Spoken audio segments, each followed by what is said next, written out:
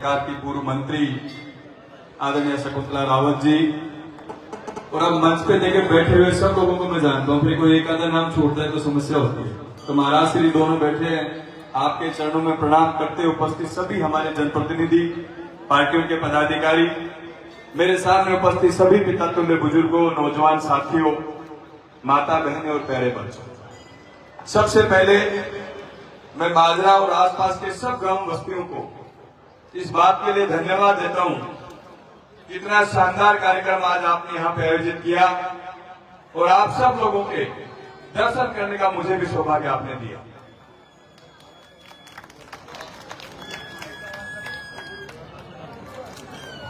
हमारे बीच में महाराज जी अरुण भारती जी, आश्रम रामतलाई, आप यहाँ पधारे, आपका बहुत बहुत धन्यवाद महाराज जी। मैंने पहले एमएलए साहब को उद्बोधन के लिए बोल लिया था, अपने बीच में मैंने माइक ले लिया, उसके लिए सॉरी।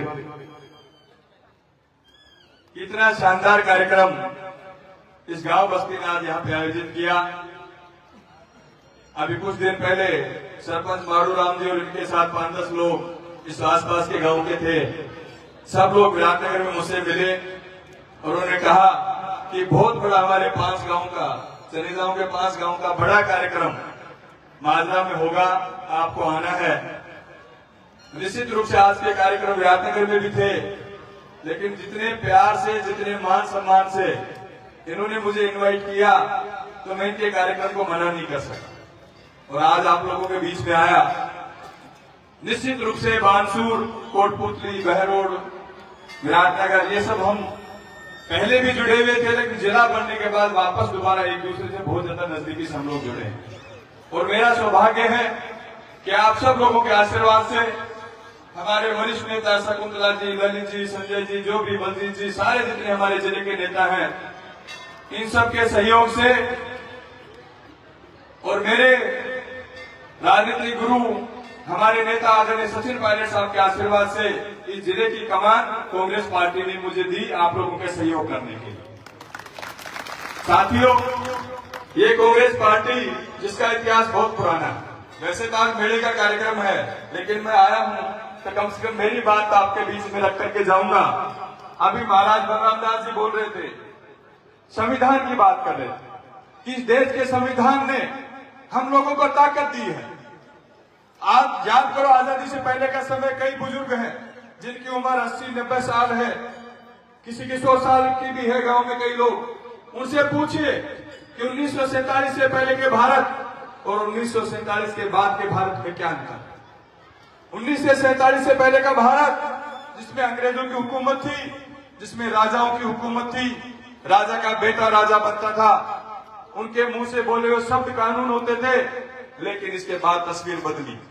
हमारे बुजुर्गों ने 200 साल तक लड़ाई लड़ी हिंदुस्तान को आजाद कराने के लिए। 1947 में हमारा देश आजाद हुआ और 1952 में पहली बार हमारे देश में चुनाव हुआ।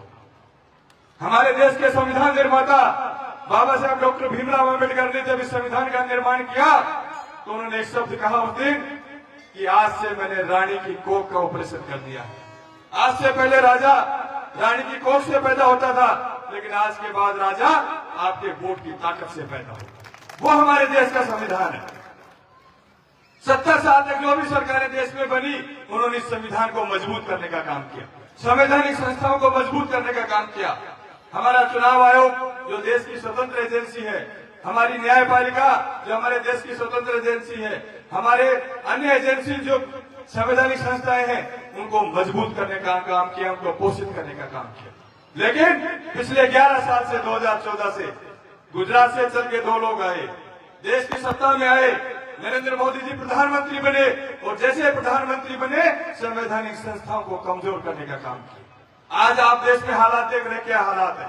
धीरे धीरे संवैधानिक संस्थाओं को कमजोर कर दिया, सरकारी एजेंसियों का दुरुपयोग कर रहे हैं, ईडी, इनकम टैक्स, सीबीआई का दुरुपयोग कर रहे हैं। आज ये बताओ, 2014 से पहले किसी ने ईडी का नाम सुना था क्या? ईडी तो बने बहुत दिन हो गए, लेकिन आज विपक्ष का कोई भी नेता मजबूती से अपनी बात जनता के बीच में रखता है, इनका विरोध करता है, दूसरे दिन उसके घर पे ईडी पहुंच जाती है। ईडी उसको उठाती है, गिरफ्तार कर लेती है, बिना बात के गिरफ्तार करके भी मेहनत को उनको प्रताड़ित किया जाता है। ये देश की संवैधानिक संस्थाओं को कमजोर करने का काम किया जा रहा है। ये लोकतंत्र को कमजोर करने की प्रक्रिया है। वोट की ताकत से जो सरकारें बनती हैं वो जनता के हितों में काम करने चाहिए, लेकिन वो जनता के हित के लिए काम नहीं कर रहे। ये बात करते थे 2014 से पहले कि देश में महंगाई बढ़ गई। जब 60-70 रुपए डीजल था तब तो इनको महंगाई नजर आती थी। आज 100 रुपए डीजल चला गया तो महंगाई के इनमें से कोई बात नहीं करना चाहता। सारी मीडिया चैनलों को इन्होंने कब्जे में कर दिया, कोई इनके खिलाफ बोल नहीं सकता। जो बोलता है उसके दूसरे दिन ईडी पहुंच जाती है, क्योंकि मीडिया चैनल भी ज्यादातर बिजनेसमैनों के हैं, बड़े बड़े बिजनेसमैनों के।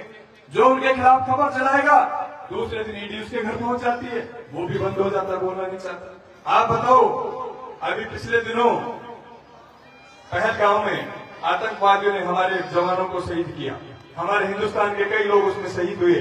उसके बाद ऑपरेशन सिंदूर किया। जब ऑपरेशन सिंदूर की घोषणा की तो सबसे पहले हमारे राष्ट्रीय अध्यक्ष खड़गे साहब और राहुल गांधी जी ने कहा प्रधानमंत्री जी को कि प्रधानमंत्री जी पूरा देश आपके साथ है, आप मुंह तोड़ जवाब दीजिए पाकिस्तान को। लेकिन हुआ क्या, 2 दिन चला और तीसरे दिन डोनाल्ड ट्रंप जो अमेरिका के राष्ट्रपति हैं उन्होंने घोषणा की कि मैंने हिंदुस्तान पाकिस्तान में सीज फायर करवा दिया, युद्ध बंद करवा दिया। हिंदुस्तान के अंदरूनी मामलों में ट्रंप क्या बोलता है, और एक बार नहीं बोला, अब तो कल भी बोला दोबारा ट्रंप ने कि मैंने व्यापार की धमकी देकर के हिंदुस्तान से सीज फायर करवाया। जो 56 इंच की छाती की बात करते हैं 2014 से पहले कि 56 इंच की छाती है, लाला के दिखा देंगे कोई हिंदुस्तान की तरफ देखेगा। आज हिंदुस्तान को कमजोर करने का काम विदेश की धरती पर उन लोगों ने किया है। रोज डोनाल्ड ट्रंप बोल रहा है, आज देखो आप सब किसान हैं, ये देश आपसे मजबूत है, आप लोग इस धरती का सीना चीन करके जब फसल पैदा करते हो तो पूरा देश अपने बच्चों का पेट पालन करता है। लेकिन आज हालात क्या है पता है आपको, अभी आप अंधेरे में हो। जब एक ट्रेड डील जो अमेरिका से हुई है उसका खुलासा होगा तब आप लोगों को पता चलेगा। अमेरिका ने पता नहीं किस दबाव में हमारे प्रधानमंत्री जी को ले रखा है कि आज हालात क्या है, ट्रेड डील पे साइन करा ली कि अमेरिका का किसान अपना माल लाकर के हिंदुस्तान में बेचेगा। वो कल सरसों भी बेचेगा, गेहूं भी बेचेगा, बाजरा भी बेचेगा और फसलें भी बेचेगा। उन पे हिंदुस्तान कोई टैक्स नहीं लेगा 1%। और हिंदुस्तान अपना माल अगर अमेरिका में बेचेगा तो उसको 18% टैक्स देना पड़ेगा, 18%। और फिर भी ताली बजा रहे हैं देश के लोग, फिर भी बीजेपी के लोग ताली बजा रहे हैं कि प्रधानमंत्री जी ने टैक्स कम करवा दिया। 2014 से 2024 तक हिंदुस्तान पे 24 तक क्या टैक्स था पता है, अमेरिका में 3% टैक्स। ये ध्यान देने की आवश्यकता है, किसानों के लिए बहुत दिन की बात है। 3% टैक्स था, उसको बढ़ा के 50% कर दिया ट्रंप ने आते ही, और अब उस 50% को घटा के हमें 18 कर दिया और फिर ताली बजाने का हमने कम करवा लिया। अरे 3% का 18% कर दिया और तुम ताली बजा रहे हो जबरदस्ती बैठ करके कि भाई बीजेपी वाले ताली बजा रहे रोज कि प्रधानमंत्री जी ने टैक्स कम करा दिया। जब अमेरिका अपना माल हिंदुस्तान में बेच रहा है तो 1 पैसे का टैक्स नहीं, हिंदुस्तान अपना माल अमेरिका में बेचेगा तो 18% टैक्स देना पड़ेगा। इतना बड़ा अन्याय हमारे देश के साथ किया है, लेकिन कोई बोलने को तैयार नहीं। आप लोगों को समझना पड़ेगा, देश के किसानों को समझना पड़ेगा। अगर अमेरिका का माल हिंदुस्तान में आने लग गया तो आपके माल की कोई कीमत नहीं बचेगी। ध्यान रखना, ना आपकी कोई सरसों को पूछेगा, ना आपके गेहूं को पूछेगा, ना बाजरे को पूछेगा, नहीं और फसलों को कोई पूछने वाला है, क्योंकि सारा माल अमेरिका से आएगा। ये समझने की बात है। हिंदुस्तान के किसानों के साथ धोखा करने का काम कर रहे हैं, नरेगा जैसी स्कीम को बंद करने का काम कर रहे हैं। आप मुझे बताओ ईमानदारी से, नरेगा में कौन जाता है? गांव का गरीब आदमी, मजदूर, विकलांग, विधवा, जिनको गांव में कोई सहारा नहीं होता, वो अपने बच्चों का पेट पालन के नरेगा में जाते हैं, अपने बच्चों का पेट पालन करते हैं, उसको भी बंद करने का काम कर रहे हैं। ये बड़े बड़े उद्योगपतियों का कर्जा तो माफ कर देते हैं, लेकिन किसान का कर्जा माफ नहीं करना चाहते। आप बताओ ईमानदारी से 75,000 करोड़ का कर्जा किसानों का प्रधानमंत्री मनमोहन सिंह जी ने माफ किया था, उसके बाद 1 रुपया किसानों का आज तक माफ नहीं किया। ये अंबानी का, अडानी का कर्जा माफ कर सकते हैं, लेकिन किसानों का कर्जा माफ नहीं करते। हम इनसे बार बार मांग करते हैं, कांग्रेस पार्टी मांग करती है कि किसानों का कर्जा माफ कीजिए। किसानों के हालात वैसे खराब है, पानी नीचे चला गया, हर दूसरे साल बोरिंग करानी पड़ती है, कभी विषार बढ़ा जाता है, कभी बिजली के बिल आ जाते हैं, कभी अवले बढ़ जाते हैं, उन बेचारों का सारा मामला बराबर हो जाता है। अगर किसान को कर्ज माफ करके थोड़ी राहत दी जाए, इससे बड़ा काम हिंदुस्तान में हो नहीं सकता, लेकिन ये नहीं करना चाहते। मेरा आप सब लोगों से निवेदन है कि ये झूठी सरकार पिछले 12 साल से देश में चल रही है। 2 साल से राजस्थान में भी चल रही है। आप बताओ, हमने 5 साल तक इतना अच्छा काम किया, बेहतर काम किया, हमारी सरकार ने 25 लाख तक का इलाज फ्री किया इस राजस्थान में। हिंदुस्तान की पहली सरकार थी जिसने 25 लाख तक का इलाज फ्री किया। चारों तरफ सड़कों के जाल बिछाए, अच्छे अच्छे स्कूल बनाए, कॉलेज बनाए, लेकिन फिर भी सरकार बदल दी। अब 2 साल 2.25 साल हो गए, तीसरा बजट आ गया। बजट के नाम पे हमारे इलाके में कुछ नहीं मिलता है। ये आपको हम सब लोगों को समझने की बात है। आने वाला समय आप लोगों का है, 2.5 साल बाद फिर चुनाव आएगा। इस चुनाव में इस बार ईमानदारी से आप लोग कांग्रेस पार्टी की मदद करो। राजस्थान में कांग्रेस की सरकार बनेगी, देश में कांग्रेस की सरकार बनेगी और किसानों के इतने फैसले करने का काम करेंगे। आप सब लोगों ने आज यहाँ बुला के बहुत मान सम्मान दिया। हमेशा आप लोगों से जुड़ाव हमारा रहता है। आदरणीय पायलट साहब का जुड़ाव इस क्षेत्र से हमेशा रहा है, हम लोगों का भी रहा है। आपका आशीर्वाद हमेशा इसी तरीके से बनाए रखना। बहुत बहुत धन्यवाद। राम राम साहब।